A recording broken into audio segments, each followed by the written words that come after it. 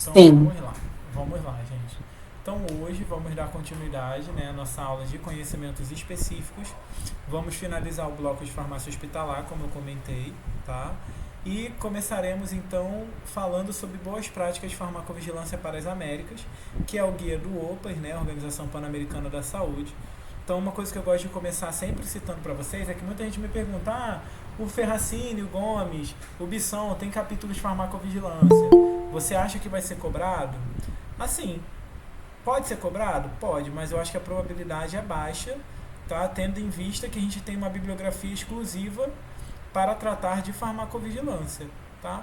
Então, assim, acho que dificilmente seria cobrado, né? Vale a pena vocês darem um ampassant ali, uma visualização apenas nos capítulos, mas normalmente não é prioridade. Vale até a pena para vocês verem, para poder correlacionar com o que vocês estão aprendendo no guia e tudo mais. Acho que é uma leitura boa de se fazer, o guia ele é bem tranquilo, né, e faz bastante sentido. Então vamos lá, gente. A gente vai começar então falando genericamente, né, sobre boas práticas de farmacovigilância, as definições, porque lá traz um glossário. Tá? Esse glossário ele é importante, tá? Então vira e mexe, eles cobram uma questãozinha, deem uma olhada lá, tá? Para que vocês se familiarizem com as definições que estão descritas lá no guia. Tá? Então é importante, não ignorem o glossário. Sei que às vezes a gente tem essa mania, mas não ignorem. Tá? Então uma questão é de 2021, muito fácil, tá? Isso aí eu vou dar 10 segundos para vocês pensarem, que fala o seguinte: em relação aos estudos epidemiológicos, o mais difundido dos métodos de farmacovigilância é a notificação dirigida, busca ativa, notificação espontânea, detecção de sinal ou comunicação de risco. Então pensem aí 10 segundinhos para poder responder essa questão.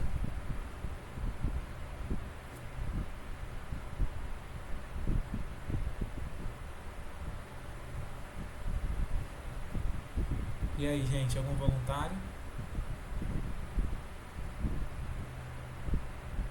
Letra C.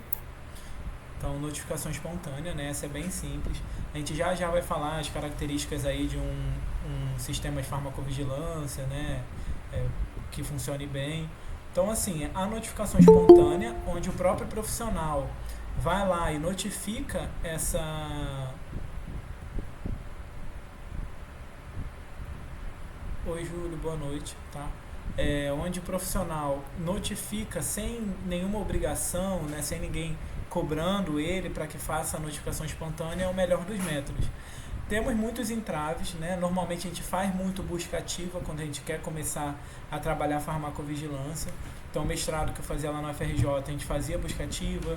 No hospital que eu trabalhei, a gente também fazia busca ativa, né? Onde nós vamos atrás, pega ali o prontuário do paciente, ou na farmácia a gente tem lá os dados de quais medicamentos que estão sendo prescritos para cada medicamento, né? A gente consegue estabelecer medicamentos rastreadores para poder, né, ter uma noção de se alguém está fazendo uso de algum medicamento porque está com uma reação e tudo mais, né, para a gente poder fazer a farmacovigilância daquele paciente. Isso seria uma busca ativa, né? Então a gente vai atrás da reação. E a notificação espontânea não, ela acontece, o profissional vai lá e notifica. É o melhor método, tá? Que a gente mais difunde, mas muitas vezes as pessoas têm medo, acham que vão ser punidas, né? Infelizmente, e acabam, né, não notificando, tá? Então a gente tem muita subnotificação. Então o mais difundido dos métodos de farmacovigilância é o sistema de notificação espontânea, também conhecido por sistema do formulário amarelo. A notificação sistemática de reações adversas e sua análise estatística permanente permitiriam gerar alertas ou sinais sobre o comportamento dos medicamentos na população de nossa região. Tá? Então, o que é alerta ou sinal quando a gente fala em farmacovigilância? Tá? Então, normalmente, o que a gente tem? A gente tem uma reação adversa. Deixa eu fechar aqui. A gente tem uma reação adversa, né? A gente faz a notificação e isso gera um gráfico, né? Um gráfico onde eu vou ter uma curva, tempo, né, por número de notificações.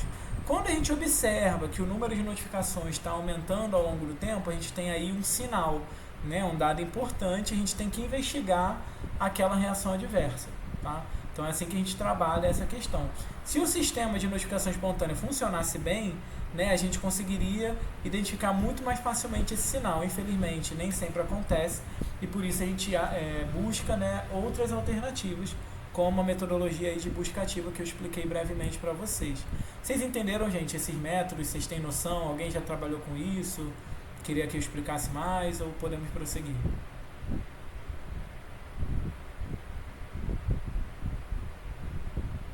Pode prosseguir Tá, por mim, vamos lá. professor. Então, mais uma questão de conceituação, agora falando sobre assinale o conceito correto em farmacovigilância. Eficácia é o grau em que determinada intervenção produz efeitos ou resultados, considerando-se o esforço empregado para realizá-la, em termos de recursos humanos, materiais e tempo. Evento grave inclassificável é todo aquele que sugere uma reação adversa, mas que não pode ser julgada, porque a informação é insuficiente ou contraditória, e cujos dados não podem ser verificados ou completados. Evento adverso grave é qualquer situação médica desfavorável que em qualquer dose ameace a vida, resulte em morte, incapacidade significante ou permanente ou em anomalia congênita, leve à hospitalização ou a prolongue. Letra D. Evento adverso grave inesperado, listado, é o evento adverso sério, cuja natureza ou severidade é inconsistente com a informação contida na brochura do investigador ou na bula do medicamento, como informação básica de prescrição. E letra E, efeitos do tipo C são aqueles que incluem a carcinogênese e a teratogênese. Então, essa não é tão difícil, acho que por eliminação dá para vocês responderem, mas vou dar um tempinho aí para vocês pensarem.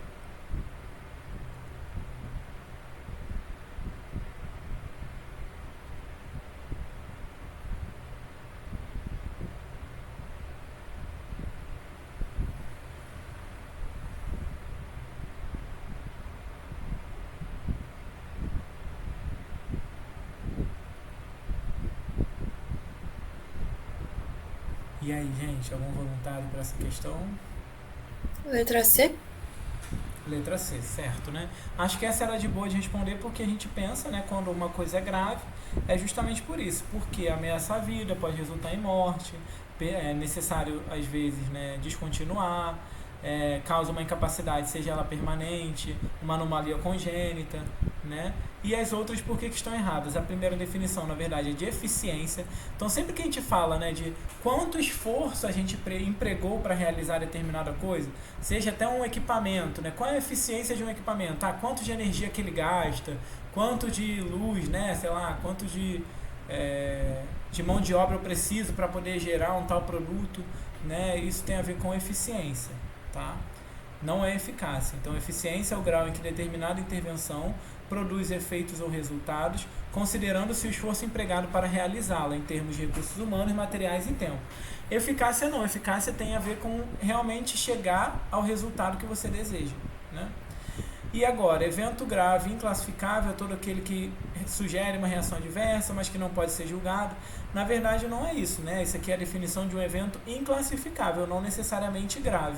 Né? Inclassificável porque a informação ela não é suficiente, né, para poder verificar, enfim, se aquela reação adversa deve a tal medicamento, se é uma reação adversa, se não é. Tá? Então, o erro está em falar que é evento grave inclassificável. A letra C está correta, como nós falamos. Tá? A mesma coisa na letra D, ele fala que é um evento adverso grave, inesperado, listado. Tá? Neste caso é não listado, ou seja, tá? Não listado porque não está contido na bula nem na brochura do investigador, né? Que são os documentos lá durante a pesquisa clínica. Então, se aquele evento adverso ele é inesperado, não listado, é porque a gente não imaginava que ele pudesse acontecer, ele não foi descrito em nenhum lugar, tá? E aqui estava como listado. E, na verdade, carcinogênese e teratogênese são efeitos do tipo D, tá? Então, uma dica, deem uma olhada lá no glossário, quais são os tipos de efeito. Efeito tipo C, efeito tipo D, acho que é importante vocês terem essa noção.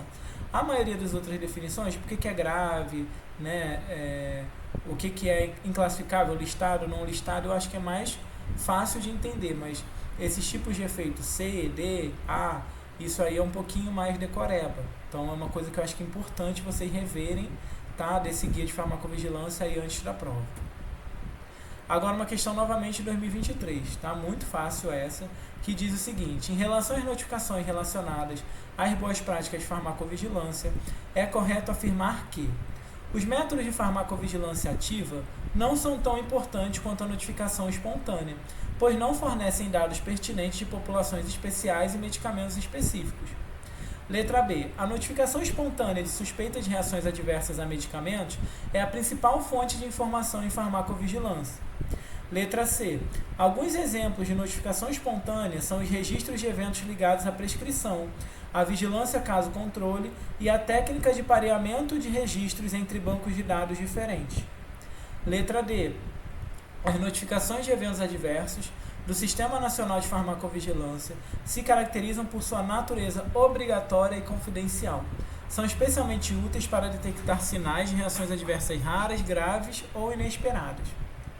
E letra E. Um Sistema Nacional de Farmacovigilância não deve incluir notificações espontâneas, que serão aplicadas apenas aos medicamentos sujeitos à vigilância intensiva.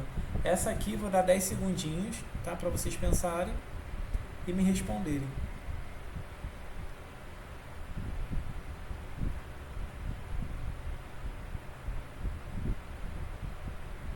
E aí, gente, qual é a resposta certa dessa questão?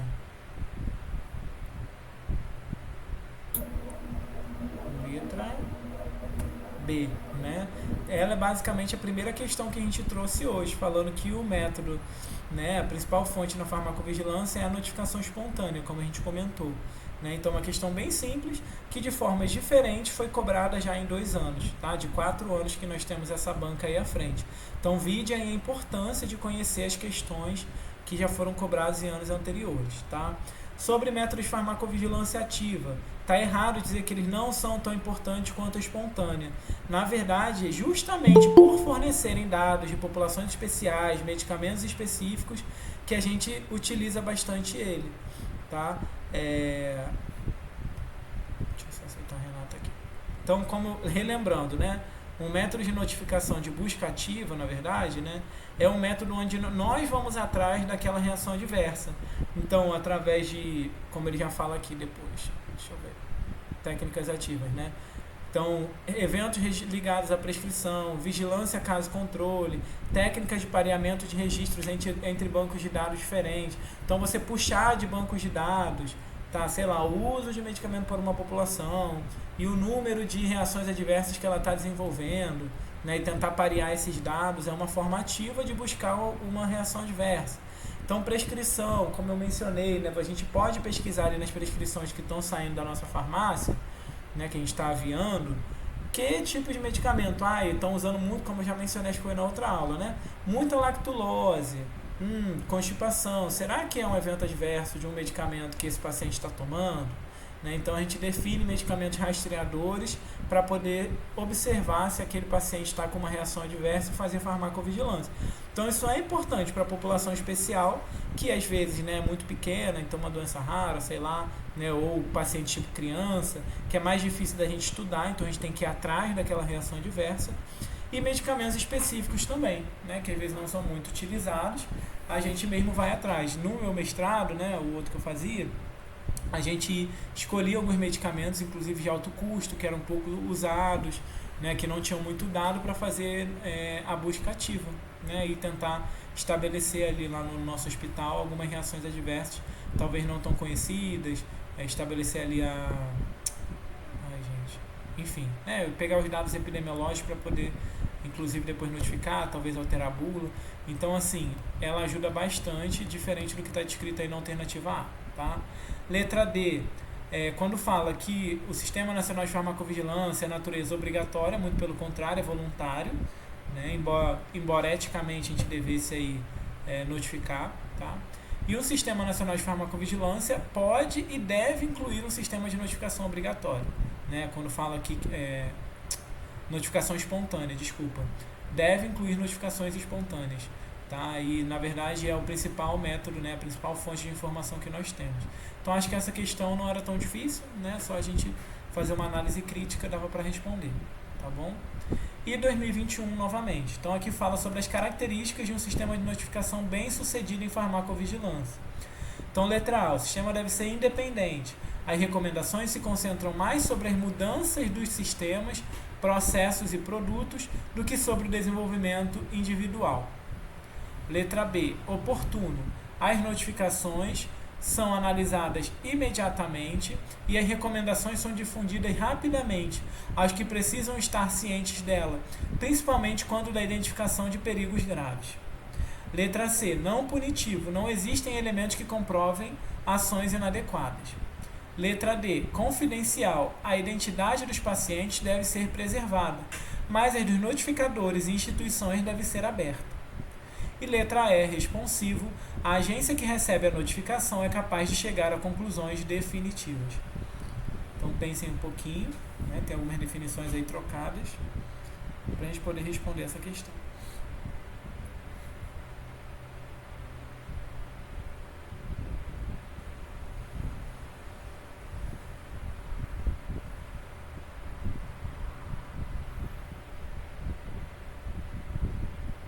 Letra B. Exatamente, Letra B. Felipe e Júlio, né? Então, oportuno. Então, vamos relembrar aí as características de um sistema de notificação bem sucedido, tá? Então, aqui uma introduçãozinha. Na avaliação deve ser parte integrante do sistema de monitoramento. O centro coordenador e o revisor avaliará periodicamente o funcionamento do sistema, vendo se as notificações são completas, em quanto tempo, quão precisamente, se a resposta é rápida, gestão dos casos, se tem sido apropriada, e ações para evitar erros, tá? Então, e as características para que esse sistema ele funcione bem, né, que eles avaliam, né, o revisor avalia, o coordenador avalia, para ver se está funcionando primeiro, não punitivo. Não punitivo bem simples, né? Não punir. A pessoa que notifica, ela não deve ter medo de sofrer uma sanção. Ai, meu Deus, podem achar que eu administrei errado, tive uma conduta errada e aí vão me penalizar. Isso não pode acontecer, mas é o que a maioria das pessoas tem medo, né? Então, quando fala aqui que não punitivo, não existe elementos que comprovem ações inadequadas, está errado, tá? A gente vai chegar nessa definição. Confidencial, a identidade dos pacientes, dos notificadores e da instituição jamais é revelada. Quando aqui fala que a do identificador e da instituição é aberta, está erradíssimo, né? Não teria como ser dessa forma, senão ninguém ia notificar, justamente por medo, tá? Independente. O sistema de notificação é independente de qualquer autoridade que poderia punir o notificador ou a instituição, né? Então, está correto, aqui a definição estava errada na letra A. As notificações com análise especialista. As notificações são avaliadas por especialistas que entendem as circunstâncias clínicas e estão treinados para identificar as condições subjacentes. Simples também. Oportuno. As notificações são analisadas imediatamente e as recomendações são difundidas rapidamente aos que precisam estar cientes dela, principalmente quando da identificação de perigos graves. Então, é aproveitar a oportunidade. Opa, identifiquei isso aqui, já vou notificar. Não vou esperar sair muita coisa, porque senão, né, a gente já tem problema. Por isso que muitas vezes sai assim na mídia. Suspeita de não sei o que lá. Então, o medicamento foi retirado do mercado, recolhimento do lote. Né? Então, tem que ser oportuno, tem que ser rápido. Não tem que esperar da N, né, para a gente poder prosseguir. Então, é isso que quer dizer um sistema oportuno, né, como estava descrito aqui na letra B, que é a alternativa correta. Orientado aos sistemas, as recomendações se concentram mais sobre as mudanças dos sistemas, processos e produtos do que sobre o desenvolvimento individual. Né? Essa definição aqui estava como independente, então por isso a letra A estava errada. E algo que dá respostas. A agência que recebe a notificação é capaz de difundir recomendações. Então não adianta só receber a notificação, avisa receber a notificação e não fazer nada, né? Então ela precisa dar respostas, ela precisa difundir uma recomendação para que as indústrias, né, ou a farmácia hospitalar saibam o que fazer. Tá? Então essas características são importantes, não são difíceis, né, pelo nome dá para compreender, mas que é uma questão fácil para vocês aí. Tá? E aí novamente, em 2024, a VUNESP trouxe mais uma questão sobre esse quadrinho. Então, sistemas de notificação bem-sucedidos de farmacovigilância, nos quais as notificações são analisadas imediatamente e as recomendações são difundidas rapidamente aos que precisam estar cientes delas, principalmente quando da identificação de perigos graves, é conhecido como independente, não punitivo, dá respostas, oportuno ou orientado ao sistema. Então, a notificação rapidamente, né, é analisada, a recomendação difundida. Tá. Letra D. Exatamente, foi o que a gente acabou de falar, né? Oportuno, então aproveitar a oportunidade, foi aquilo que eu falei, lembrem disso, né? Não esperar dar N para poder prosseguir aí e dar alguma recomendação. Então, questão simples, já caiu aí em 2 anos, né? Então, vejam que o guia, ele sempre explora os mesmos assuntos. Então, essas definições, qual é o principal sistema de a principal forma de notificação mais difundida, características de um sistema bem sucedido, tá? E agora a gente vai ver mais algumas coisas. Ainda nessa parte inicial, existem ali algumas definições falando sobre o algoritmo de Naranjo e também o formulário da OMS que a gente utiliza para poder avaliar e classificar as suspeitas de reações adversas. E a questão trata sobre isso, né? Uma questão que já cobrou aí, se não me engano, 2 ou 3 anos seguidos. Tá? Importante vocês saberem então. Então, segundo o algoritmo de Naranjo e a OMS, as suspeitas de reação adversas são classificadas em categorias, a saber, tá? Essa eu vou dar um minutinho para vocês lerem, mas aí temos aí duvidosa, improvável, possível, provável, condicional, comprovada, definida ou definitiva. Então vou deixar vocês lerem com calma, tá? E aí depois vocês me respondem.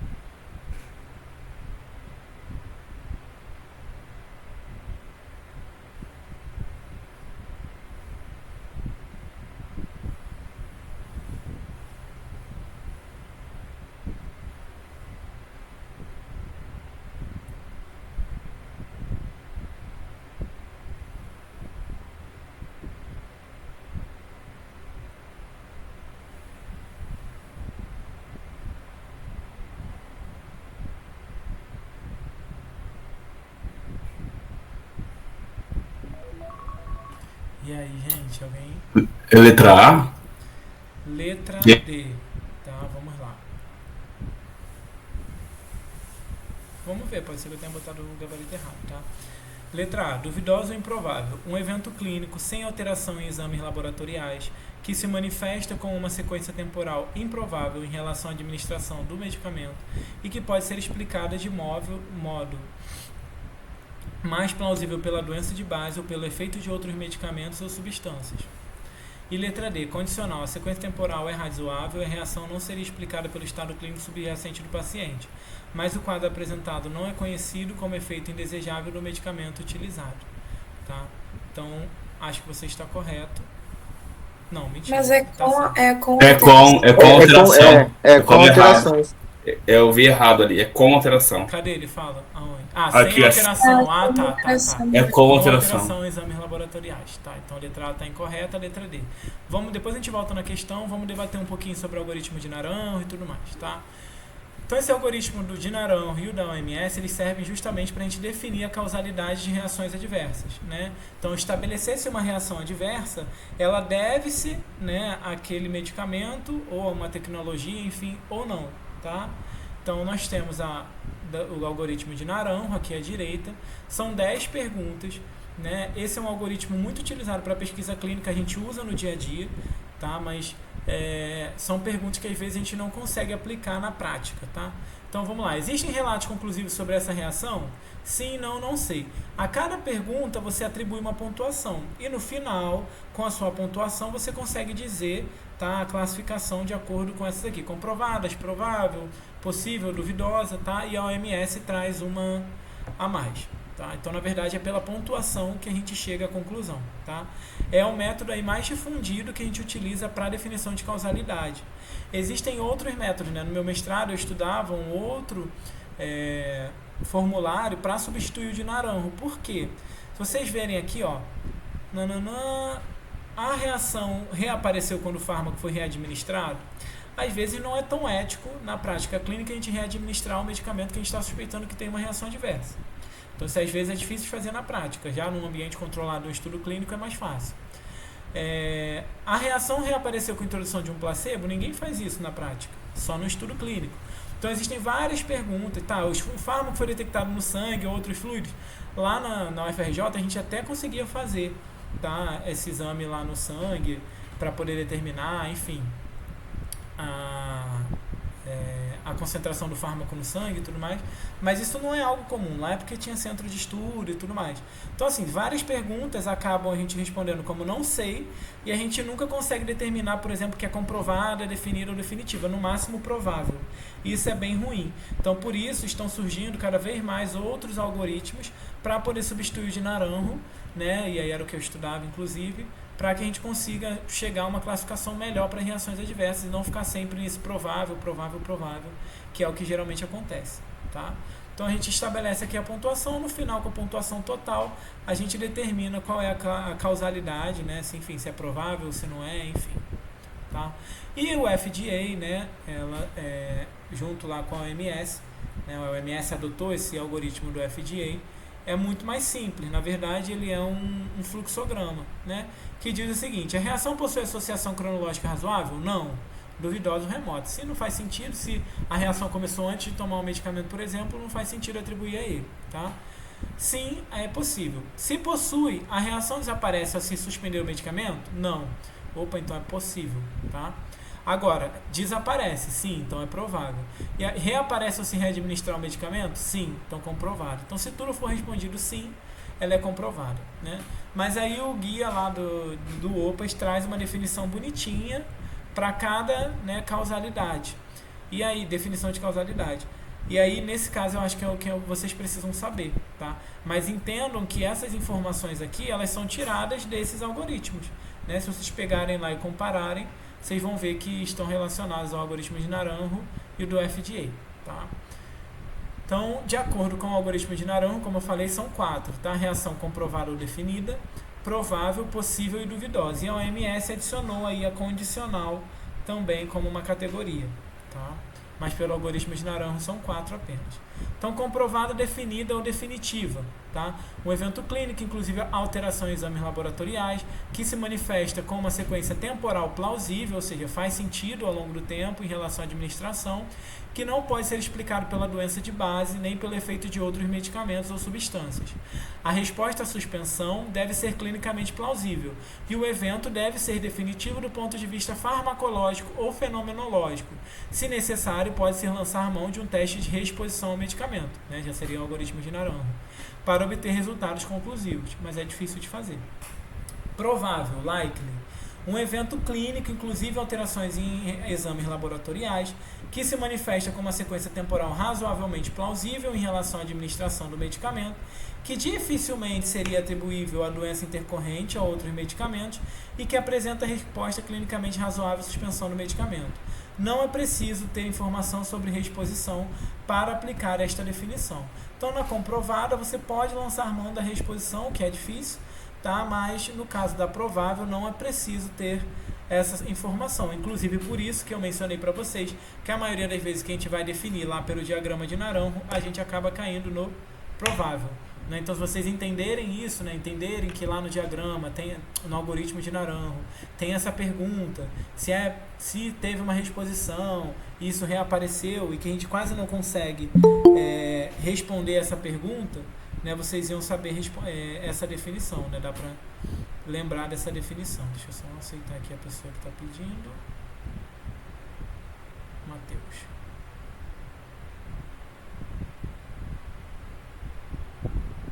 E aí, Matheus, boa noite. Então, beleza, tá? Então, na provável, a gente não necessariamente precisa ter informação sobre a reexposição, né, que é o re-challenge, para aplicar essa definição, que é o que geralmente acontece quando a gente aplica o algoritmo de Naranjo.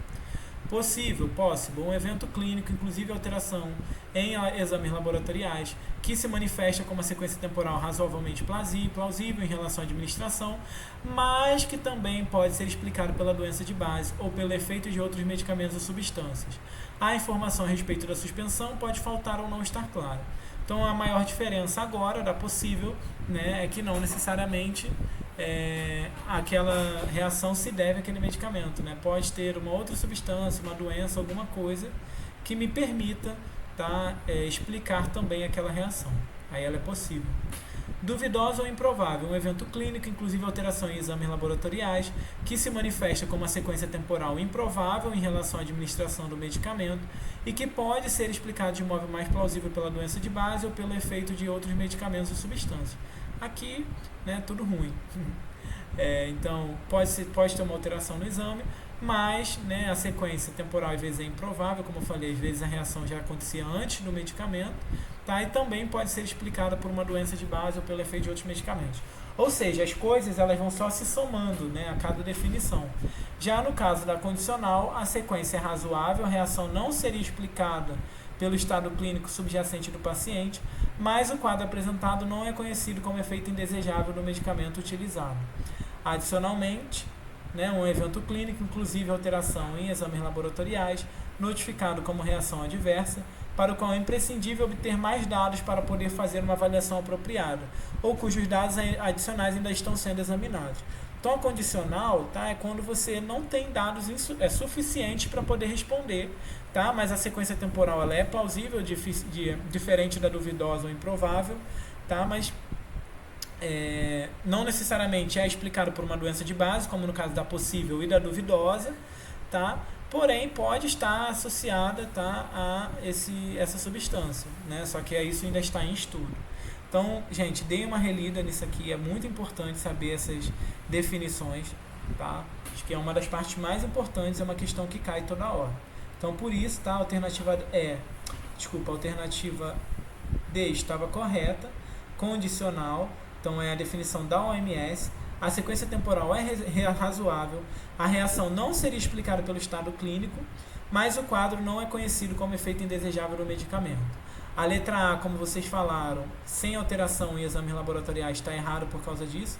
Em todas, né, ele coloca que, inclusive, há alteração em exames laboratoriais. Então, a duvidosa e improvável está errada. A possível também está errada por causa disso. Tá? A condicional é a correta. Provável, um evento clínico, inclusive alteração em exames laboratoriais, que se manifesta com uma sequência temporal razoavelmente plausível em relação à administração do medicamento, que facilmente seria atribuível à doença intercorrente ou a outros medicamentos ou substâncias que apresentam resposta clinicamente razoável à suspensão do medicamento. Então, neste caso da provável, lembrem que não é preciso ter informação sobre a reexposição, tá? Então, neste caso, quando eu tenho a resposta da reexposição, seria realmente, tá, comprovada e não provável, certo? E a letra E, que fala que é comprovada, é um evento clínico, inclusive alteração em exames laboratoriais, até aí ok, que se manifesta com sequência temporal plausível em relação à administração e que não pode ser explicado pela doença de base, mas pode ser explicado pelo efeito de outros medicamentos. Também estaria errado por causa dessa parte final. Beleza, gente? Entendido? Todos relembraram aí os conceitos? Dificultei mais ou piorei, mas eu acho que é isso, assim. É só você tentar, né, tentar lembrar a ordem das definições. Então, primeiro a comprovada, depois a provável, depois a possível, depois a duvidosa, tá? E por último a condicional, que é um pouquinho à parte, porque vem lá do OMS. Deem uma olhada no algoritmo de Naranjo, que vocês vão entender a justificativa para cada definição dessa. Na comprovada, tudo ok. Na provável, você não vai ter informação do rechallenge. Na possível, né, além de você ter ou não essa informação do rechallenge, essa reação pode ser explicada por uma doença de base ou outras substâncias, tá? E a duvidosa ou improvável, a sequência temporal já é improvável, pode ser explicada por outras doenças, por outras substâncias, enfim, né? E a coisa vai só, entre aspas, piorando. Então pensem dessa forma gradativa, que eu acho que vocês vão lembrar na hora da prova e acertar a questão. Tá? Então, novamente, em 2022, a VUNESP trouxe mais uma questão. Então, um evento clínico com alteração em exames laboratoriais, notificado como reação adversa, para o qual é imprescindível obter mais dados para poder fazer-se uma avaliação apropriada, ou cujos dados adicionais ainda estão sendo examinados, é classificado como uma causalidade duvidosa, condicional, provável, possível ou definida.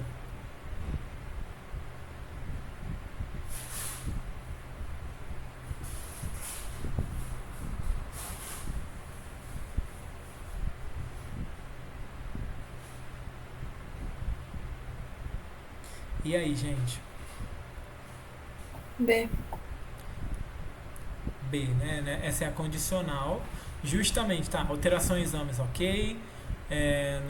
imprescindível obter mais dados, né? Então foi o que a gente falou, da condicional que a OMS adicionou, enfim, tudo ok, só que a gente ainda não sabe se não tem muito dado associando essa reação adversa àquela substância, aquele medicamento, né? Então é preciso mais dados para poder fazer uma avaliação apropriada. Então essa é a condicional, ou seja, a condicional eles já trouxeram 2 vezes na prova, em 2023 e 2022, só foi uma forma diferente de cobrar. Então vejam como é importante vocês decorarem, né, na verdade entenderem essas definições. Tá?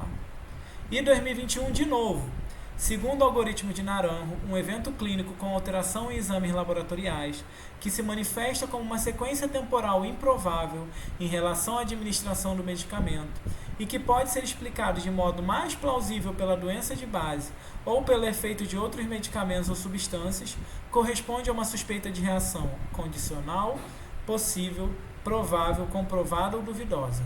Duvidoso. Duvidosa, né? Então duvidosa porque a sequência temporal ela é improvável, tá? E pode ser explicado por outra doença de base ou pelo efeito de outros medicamentos, tá? Então já é a última definição lá do algoritmo de Naranjo em que tudo é negativo já, tá? Então, gente, vejam só, de 4 anos da VUNESP, 3 anos eles já cobraram, o ano passado não cobraram, pode ser, né, que esse ano eles cobrem de novo uma questão sobre essas definições, beleza? Então é importante estar aí na ponta da língua de vocês. E não, cobraram sim, então viajei, todos os anos eles estão cobrando. VUNESP 2024. Segundo o algoritmo de Naranjo, as suspeitas de reações adversas são classificadas em categorias. Um evento clínico, inclusive com alteração em exames laboratoriais, que se manifesta como uma sequência temporal razoavelmente plausível em relação à administração do medicamento, que dificilmente seria atribuível à doença intercorrente ou a outros medicamentos e que apresenta resposta clinicamente razoável à suspensão do medicamento, é considerado condicional, duvidoso, provável, comprovado ou possível. Provável? Mais alguém? Isso, tá comprovado. Então vamos lá. Aliás, provável, né? Então, inclusive uma alteração que se manifesta em sequência temporal razoavelmente plausível, dificilmente atribuível a doença ocorrente a outros medicamentos, que apresenta resposta clinicamente razoável à suspensão do medicamento. Essa não é comprovada, não? Vamos lá.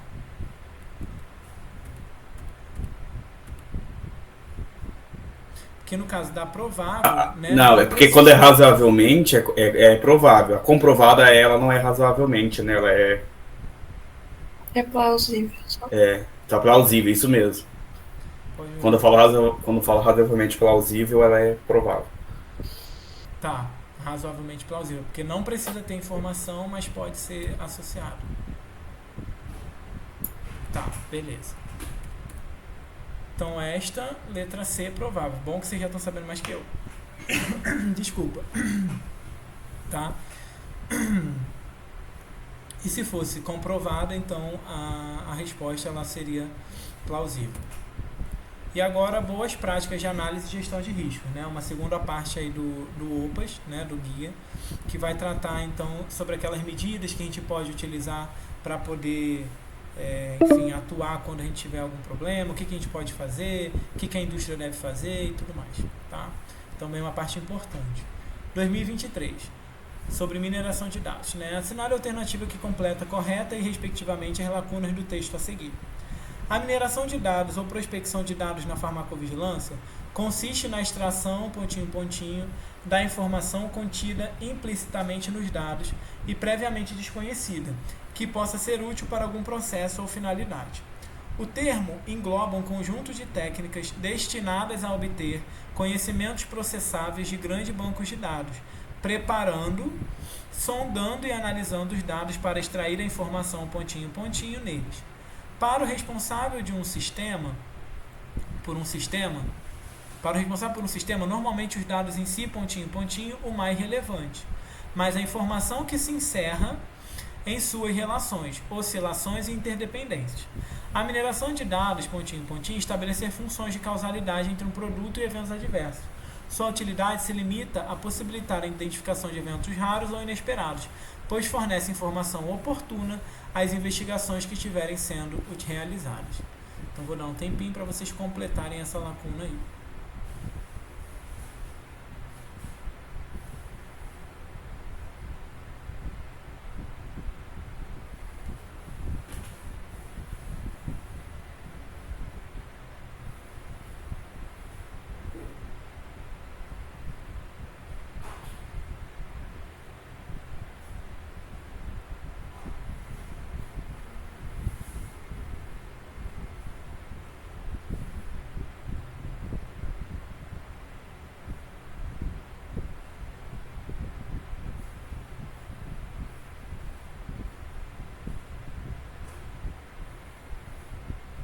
E aí, gente, algum voluntário para essa questão?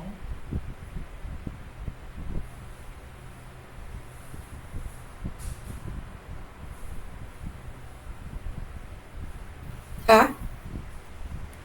Letra A. Então, vamos lá. Então, primeiro, o que é data mining, né, ou mineração de dados, tá? É basicamente quando a gente tem lá um banco de dados muito grande e a gente precisa explorar esses dados em grandes volumes, que a gente, né, como ser humano, não conseguiria fazer facilmente, não é tão trivial. Né? Então, a mineração consiste na extração não trivial da informação contida implicitamente nos dados e previamente desconhecida, que possa ser útil para algum processo ou finalidade. É o que é utilizado normalmente. Então, a gente tem tipo o Vigibase, né, Vigibase aí da Anvisa, onde a gente coloca os dados. São muitos dados, são muitos profissionais notificando, né? E aí existem programas de computador, né, máquinas, minerando esses dados, pegando esses dados que não são tão triviais e tentando relacionar. Opa, estou vendo aqui um sinal, aquilo que eu comentei, né? Estou vendo um aumento do número do evento X ao longo do tempo. Aí ele tenta associar, opa, esse paciente faz uso do fármaco tal. Pode ser mais de um, né? Na hora que a gente notifica, a gente coloca lá. Ah, mas esse aqui também teve isso. Aí o banco de dados vai sendo avaliado pela máquina de forma a chegar a uma conclusão. Opa, todos esses aqui que tiveram esse evento tinham em comum esse fármaco X. Né? Então, pode ser que esteja relacionado a isso. Uma coisa que nós dificilmente conseguiríamos, porque são vários formulários, cada um associado a um medicamento, só que tem outras informações ali dentro, vários medicamentos que o paciente usa. Só um computador realmente para poder pegar todos aqueles dados e minerar. Né? Então, a mineração de dados é para isso. O termo engloba um conjunto de técnicas destinadas a obter conhecimentos processáveis de grandes bancos de dados, preparando, sondando e analisando os dados para extrair a informação oculta neles. Então, como eu falei, nem sempre é tão trivial, né? Esse exemplo aí que eu dei, às vezes eu estou avaliando uma reação achando que é de um fármaco X, que é o meu suspeito, e na verdade o paciente toma outros 5 e a reação se deve a outro. Só quando eu juntar todos os dados de vários pacientes é que eu vou identificar qual é o fármaco, né, que pode estar relacionado. Para o responsável por um sistema, normalmente os dados em si não são mais relevantes, mas a informação que se encerra em suas relações, oscilações e interdependência. Então não é olhar aquele formulário X, mas sim tudo que aquilo ali me traz, né, as correlações que eu consigo estabelecer. E a mineração de dados não permite estabelecer função de causalidade. Tá? Ela é mais para dar um sinal, para chamar uma atenção. Mas o que vai estabelecer realmente a causalidade é um algoritmo de Naranjo, né, aquele do FDA e tudo mais. Tá bom? Então ele vai dar sinais, vai dar indícios, indicativos, para eu poder então investigar, né, e chegar a melhores conclusões. Tá bom? Então o gabarito é a letra A, aqui é basicamente o que estava descrito aí, tá? Só para vocês saberem, como eu falei, é a aplicação dessa técnica que permite os grandes bancos de dados, né, fazerem aí avaliarem as notificações. Então o Uppsala Medical Center, né, que é para onde vão as notificações, FEDRA, Farmacovigilância Espanhola, enfim, aqui no Brasil também. Então é a forma que é aplicada para a gente conseguir avaliar esses dados que não são triviais. E aí agora vamos falar de medidas administrativas de redução de risco na farmacovigilância, medidas sanitárias de segurança. É correto afirmar que, em caso de risco inaceitável, entre outras medidas, deve-se restringir o nível de prescrição a determinadas especialidades, restringir certas apresentações, mudar a forma farmacêutica, a embalagem e a apresentação, mudar a formulação e a composição. Ou letra B. Em caso de risco aceitável em todas as condições de uso, entre outras medidas, deve-se considerar a modificação do registro do produto ou alteração no seu regime de comercialização e tomar-se-ão as seguintes medidas: redução da dose recomendada, restrição das indicações terapêuticas, eliminação de uma ou mais indicações, introdução de novas reações adversas, contraindicações, advertências, precauções ou interações, restrição do uso a certos grupos, recomendação da realização de acompanhamento clínico ou laboratorial. Letra C. Risco grave para a saúde. São medidas a tomarem. Inclusão da informação no folheto informativo ou bula, inclusão de novas informações para esclarecer a forma adequada de uso e administração do produto, uso de doses baixas, tratamentos alternativos ou concomitante com outro medicamento e com o objetivo de prevenir riscos. Só aceitável em determinadas condições de uso. Deve-se, entre outras medidas, restringir as indicações terapêuticas, introduzir novas reações adversas, contraindicações, advertências, precauções ou interações medicamentosas. Não há necessidade de reduzir a dose recomendada. E, iminente para a saúde, tomar-se-ão as seguintes medidas: retenção de lote dos medicamentos ou de todo o produto do mercado, quarentena, encerramento temporário, parcial ou total das atividades ou serviços e fechamento do estabelecimento farmacêutico. Então essa eu vou dar um minutinho aí para vocês pensarem, tá? Acho que é o assunto final que a gente tem para trabalhar agora em farmacovigilância. Teremos mais algumas questões desse assunto.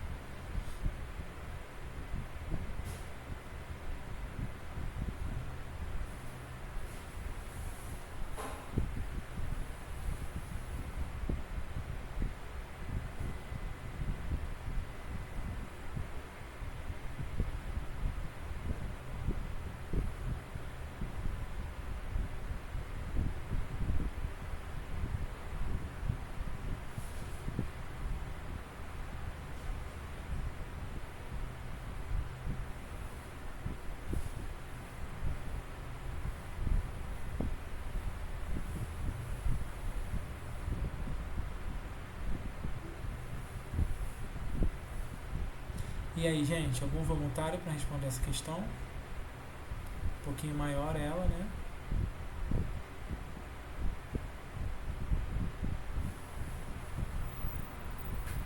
Gabarito, letra E, né? Acho que eu iria por essa justamente porque é um risco muito grave, né? E iminente para a saúde. Então, tem que reter o lote, né? Fazer quarentena, encerrar, às vezes, a atividade da empresa, fechar o estabelecimento. Tá? E aí vamos relembrar. Então são 4 tipos, tá? Risco iminente ou grave para a saúde, que é o pior, né? Risco aceitável em todas as condições de uso, é o mais ok. Risco só aceitável em determinadas condições de uso e risco, aliás, o pior, né? Risco inaceitável em todas as condições de uso. Vamos rever aqui. Casos de risco iminente ou grave para a saúde, tomar-se-ão as seguintes medidas: retenção do lote, quarentena, encerramento temporário, parcial ou total das atividades e fechamento do estabelecimento farmacêutico. Era aquela lá a alternativa da questão. Risco aceitável em todas as condições, o mais tranquilo. Manutenção do registro sanitário ou do regime de comercialização será considerada as seguintes medidas. Então, inclusão da informação no folheto informativo ou na bula, inclusão de novas informações para esclarecer a forma adequada de uso, comunicar a informação sobre esta introdução ou antievidência de que as suspeitas eram infundadas ou da ausência de risco para a saúde, todos os lotes retidos em quarentena serão liberados. Então, mais tranquilo, basta a gente incluir essa informação no folheto, né, divulgar essa informação, comunicar a quem de direito, né, para que as pessoas tenham ciência desse risco, mas ele é aceitável em todas as condições, né? Não faz sentido retirar do mercado, se estava em quarentena a gente pode liberar, tá? Risco só aceitado em determinadas condições. Então, por exemplo, só numa concentração X, até X concentração eu consigo utilizar aquele medicamento. Então, redução da dose, restrição da indicação. Então, por exemplo, talidomida, antigamente, ela era utilizada para enjoo, né? Hoje em dia, ele ainda é utilizado, mas para grávida jamais, né? Então, para um uso muito específico de câncer e tudo mais. Eliminação de uma ou mais indicações, introdução de novas reações adversas, contraindicações, advertências, precauções ou interações medicamentosas na bula, né? Eliminação de informações, restrição do uso a certos grupos, né? O caso da talidomida. Recomendação da realização de acompanhamento clínico ou laboratorial, restrição do nível da dispensação, restrição do nível de prescrição a determinadas especialidades, então tipo um Roacutan da vida, restrição de certas apresentações, mudança na forma farmacêutica, embalagem, apresentação, formulação, composição, armazenamento, tá? Então é bem coerente, né? Então algumas situações eu posso usar, lembrem aí de alguns exemplos, né? Então talidomida, Roacutan para determinados grupos, tá? E aí misoprostol, né? Então aí a gente vai conseguindo responder essa questão. E agora, inaceitável em todas as condições, quando é nocivo ou não seguro em condições normais de emprego, não seja terapeuticamente eficaz ou apresente uma relação custo-benefício desfavorável, ou por qualquer outro acaso represente um risco previsível para a saúde ou segurança das pessoas. Então, recolhimento dos lotes, recolhimento do produto ou princípio ativo, pode ser imediata ou progressiva, confisco, destruição do produto, multa, desvio do produto a outros usos quando adequado, encerramento temporário ou permanente, fechamento temporário ou permanente, parcial ou total do estabelecimento. Eu fico em dúvida em determinar o que é pior, risco inaceitável em todas as condições ou, né, risco iminente ou grave para a saúde. Acho que os dois se confundem um pouquinho, tá? Mas dependendo da definição que for dada lá pela organização que está avaliando aqueles riscos e tudo mais, né, pela Anvisa da vida, a gente vai ter aí medidas sanitárias adequadas para cada caso. Tá? Então vamos ver mais algumas questões para a gente trabalhar isso. Então, novamente, em 2022, a VUNESP trouxe uma questão. Assinale a alternativa que contempla uma ou mais medidas administrativas de redução de risco que devem ser tomadas em casos de risco iminente ou grave para a saúde. Retenção de lote do medicamento ou de todo o produto do mercado. Inclusão de nova informação no folheto informativo ou bula. Redução da dose recomendada e restrição das indicações terapêuticas. Restrição do nível de prescrição e dispensação. Confisco e destruição do produto.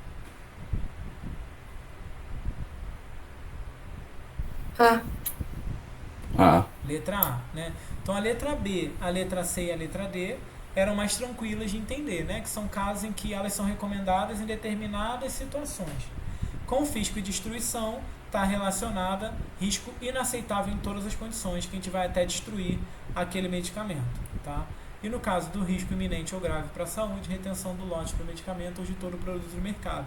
Também se aplicaria a risco inaceitável, tá? Mas aí nesse caso não ficou dúvida, porque ele diz exatamente qual é o risco que ele quer que a gente avalie, tá?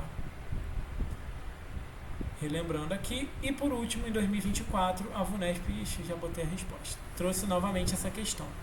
As medidas administrativas de redução de risco, conhecidas como medidas sanitárias de segurança, dependerão do risco detectado. Então, como eu falei primeiro, a agência, né, vai detectar qual é o risco e aí a gente toma a medida. Assinale a alternativa que representa as medidas a serem tomadas no caso de risco aceitável em todas as condições de uso. Então, vou dar um tempinho para vocês lerem, né, porque senão acho que fica chato eu ler todas elas. Oh, meu Deus. Mas dei uma lidinha aí.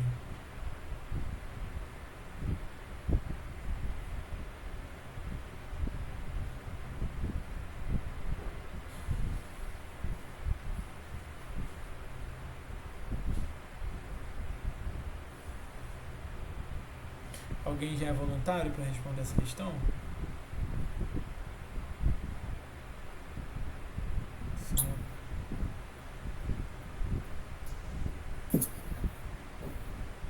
Letra A. Letra A, né? Então, aquela que é em todas as condições de uso é o mais tranquilo, como eu falei. Então, é só incluir a informação na bula, né? Informar para quem de direito sobre essa nova introdução, novas informações que foram identificadas ou não, né? Às vezes era uma suspeita infundada, não tem risco para a saúde pública. Então, esse é o caso aceitável em todas as condições de uso, tá? Prof, vai acabar a aula. Tá. E aí, na verdade,